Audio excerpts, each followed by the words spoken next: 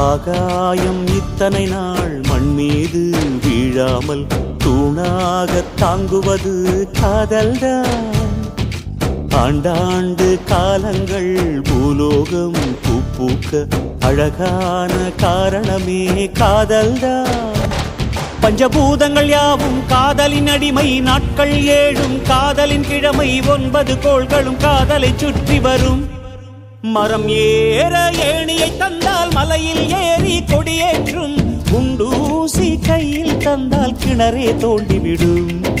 வெறுங்கல்லை வைரக்கல்லாய் காதல் பார்வை மாற்றிவிடும், வெந்நீரில் விட்டால் கூட காதல்